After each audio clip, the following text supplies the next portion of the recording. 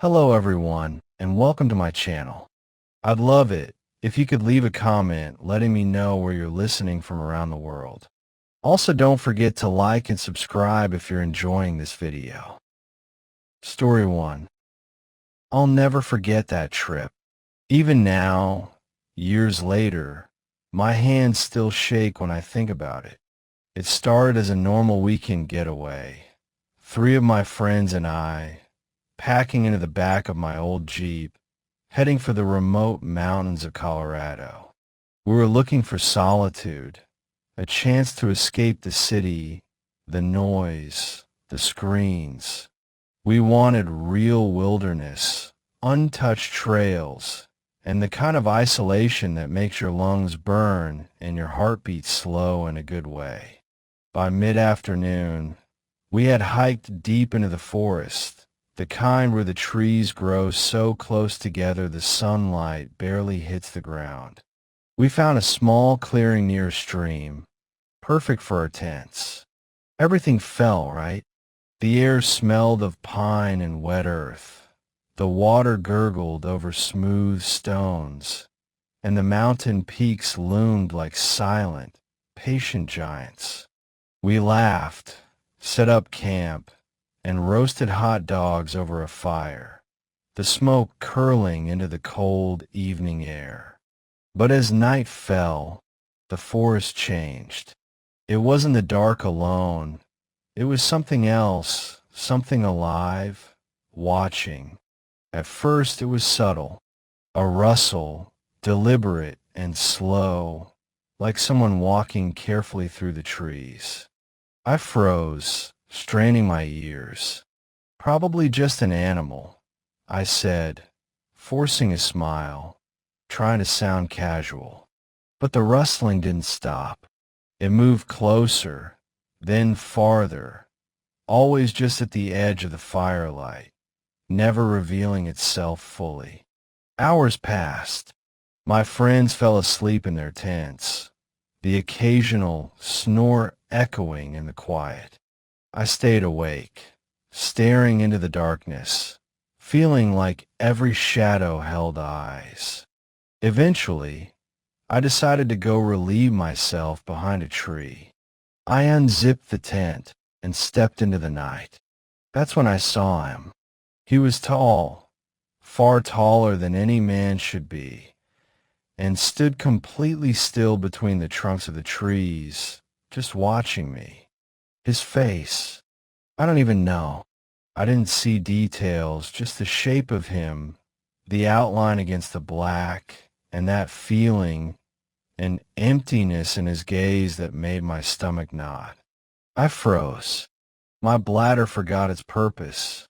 My legs refused to move. Then instinct kicked in, and I bolted back to the tent without looking back. I tried to convince myself it was a trick of the shadows, a deer, a hiker passing by. But something inside told me otherwise. I didn't sleep that night. I sat, flashlight trembling in my hands, watching the fire's glow fade into the black trees. Every sound, branch snapping, wind through leaves, water gurgling, made my heart leap. And always, just at the edge of my vision, there was that shape, watching, waiting. At dawn, we decided to leave. The hike back should have been simple. We had taken the same path in. But the forest had changed. Trails we had memorized twisted and looped back on themselves. Trees that weren't there the day before blocked our way. Branches clawed at our faces, snagged our backpacks, as if the forest itself was alive and angry. And then I heard it, footsteps, soft, deliberate, matching our pace. Always behind, never ahead, never catching up, but always there. I dare not look. At one point, I stopped to check the map. My friends froze too, their eyes locked on the same point behind me. I forced myself to turn slowly. The shape was there, always on the edge of the forest, just beyond reach. It didn't move, didn't step forward. It didn't even breathe. Or if it did, I couldn't hear it. I felt my chest tighten as we continued, my mind screaming that the forest itself was keeping us in, showing us a game we had no hope of winning. Hours later, we stumbled out to the dirt parking lot, the Jeep waiting like a promise of safety. The forest behind us looked innocent again, peaceful even, as if it had never held that thing. But I know better. I know it was still there, hidden just beyond the trees, watching us leave. I never saw its face clearly, but I feel its gaze. And even now, when I hike alone or with friends, when the forest is quiet, I feel it, that same presence, waiting, watching, following, always following. I never went back. None of us did. And yet, sometimes at night, when the wind rustles outside my window, I swear I hear the slow, careful footsteps again. And every time I do, I remember that weekend, the forest, and the figure that didn't need to move to terrify me. It's still out there, somewhere, waiting for the next hiker foolish enough to wander too deep. I don't camp anymore. Not in the mountains, not in the forests. Because it isn't just the darkness you have to fear. It's the thing in it that doesn't need to make a sound. Story 2. It was supposed to be a simple weekend escape. Just me and my boyfriend, deep in the Appalachian Mountains, far from the hum of traffic, far from cell service, far from anything that felt human. We carried our packs along the narrow trail, laughing at how ridiculous we looked with our matching camping gear, talking about nothing in particular. By late afternoon, we found a small clearing near a trickling stream and decided it was perfect. We pitched our tent, set up a small fire pit, and roasted marshmallows. The air smelled like pine needles and wet earth, and the sunlight filtered through the trees in lazy golden beams. I remember thinking how perfect it all was. Night fell quickly. Darkness in the forest is different than the cities. It's complete. The kind that swallows you, presses on your skin, whispers secrets you don't want to hear. Around 10, we went to bed, exhausted from hiking, the fire reduced to glowing embers. My boyfriend curled up beside me, already snoring softly, and I closed my eyes, feeling safe. But then I heard it. At first, it was so faint I thought I was dreaming.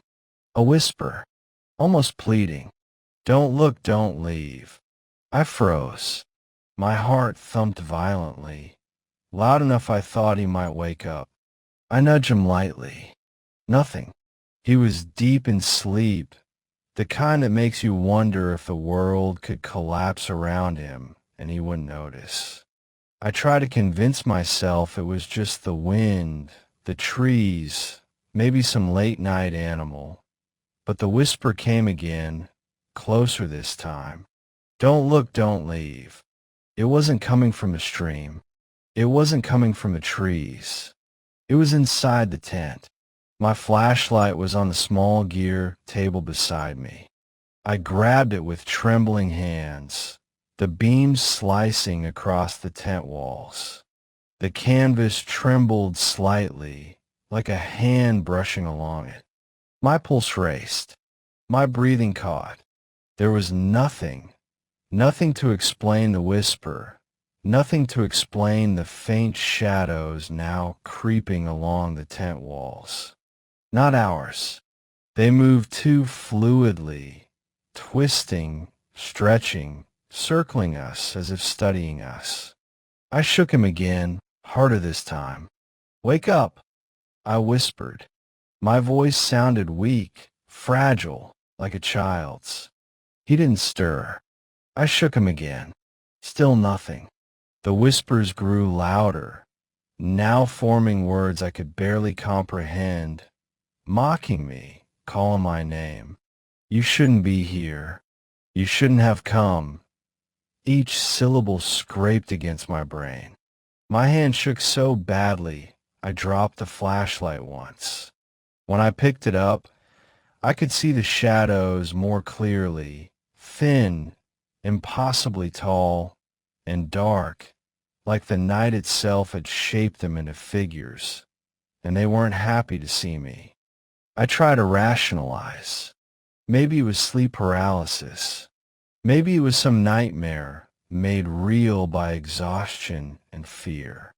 But the smell, there was a smell now. Foul, wet, iron-like, crawling into my nose, a warning I couldn't ignore. By 3 a.m., I couldn't stand it anymore. I whispered to him one last time. No response. My heart hammering in my ears. I ripped open the tent and bolted into the darkness, dragging him with me. The ground was cold, wet leaves sticking to my shoes. My flashlight's beam bounced across trees and rocks, but I didn't care about direction.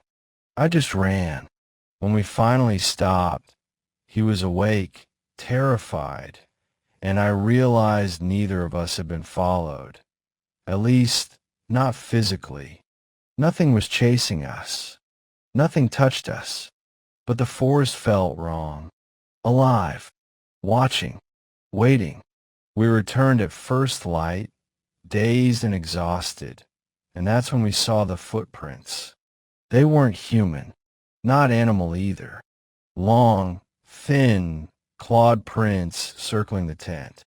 At some points, they stopped perfectly still, like someone or something had crouched down to observe us sleeping. My stomach turned cold.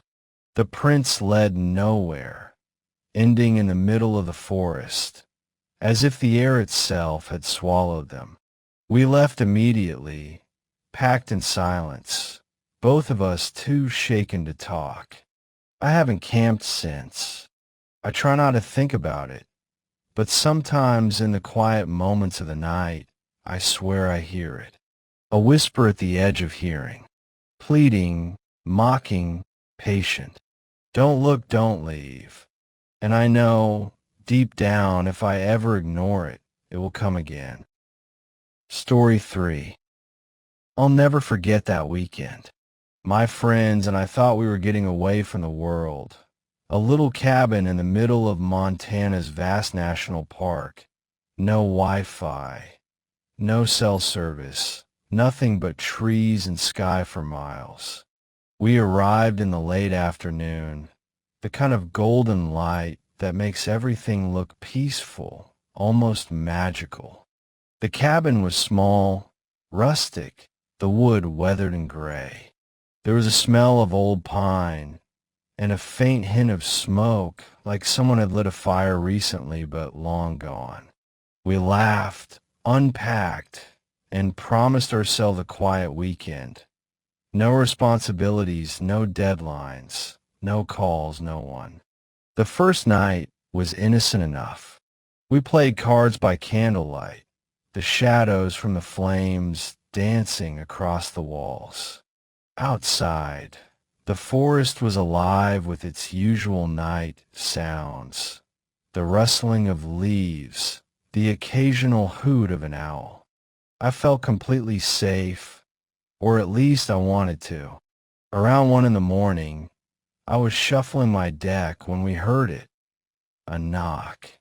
Slow, deliberate, soft at first, but impossible to ignore in the quiet of the forest. Probably a deer or something, my friend Mark joked, trying to lighten the tension. But it wasn't a deer. The knock came again. Slow, steady, and then scratching. Something or someone was trying to get in. My stomach dropped. We froze. The cabin had only one door, a simple wooden thing with a rusty latch, and the windows were old, the glass uneven and slightly warped. I grabbed the flashlight, my hand shaking. I yanked the door open. Nothing, just the forest. Not even the wind. Not a leaf moved. But then I noticed it, scrawled in the mud right outside the door. I see you. I remember staring at it, my heart hammering, my throat dry. Mark laughed nervously. Okay, that's creepy. But his voice was hollow, weak. My hands are trembling as I step back inside and slam the door shut. We locked every latch, every bolt, pushed furniture against the windows. I thought that would be enough. I thought the cabin, our little island of wood and stone, would protect us. But the forest didn't care about locks. Every sound was amplified. The snap of a twig, a branch brushing against another. Even our own breaths seemed loud. There was a dragging noise outside, soft, deliberate, like something was moving slowly, testing the perimeter. I couldn't sleep. Every time I closed my eyes, I imagined shadowy figures just beyond the walls, shapes twisting in ways that made no sense, hunched forms that seemed impossibly thin, yet impossibly tall at the same time. Around 3 in the morning, I woke with a jolt. I had this sudden, terrible feeling of being watched. I opened my eyes and froze. At the foot of my bed stood a figure. I can't even call it a man. The shape was human enough to make me panic, but wrong. Twisted, hunched, like the shadows themselves had pulled together into something alive. It didn't move, not really, but watched me. I could feel its eyes burning into me, glowing faintly, almost like embers in a dark fireplace. My body wouldn't move. I couldn't even scream. The night went on like that. Every few minutes, I thought I felt it closer, just beyond the edge of my vision, in the corner of the room, outside the window. I swear I heard breathing, slow, deliberate, patient. I didn't know how long I stayed awake. It felt like hours, or maybe it was minutes. Time didn't exist in that cabin. The forest was alive in ways it shouldn't have been. By sunrise, it vanished. Just like that. No rustling, no shadows, no dragging noise. Nothing. I could see the sunlight spilling through the windows, the cabin quiet, normal. But when I got up, my stomach turned. There, smeared on the wall near the door, was a single handprint in mud. Large, human-shaped, but wrong. Elongated fingers, oddly thin, and the mud still wet, as if it had just appeared. We packed immediately. No goodbyes, no hesitation. My friends didn't even talk. We drove for hours, the forest disappearing behind us, mountains giving way to highways, civilization. I thought I had left it behind. I wanted to believe it was gone, but I haven't slept properly since that night. Sometimes, when it's quiet, I think I see movement in the shadows. Sometimes in the corner of my room, I swear I see a hunched figure, watching, waiting, and always, always, I feel the eyes on me, glowing faintly, patient, endless. I don't camp anymore. I don't go into the woods. And if I do, I make sure I'm never alone, and I never, ever open the door when something knocks. Because I know now that some things in the forest don't belong to this world. They're patient. They watch, and they wait.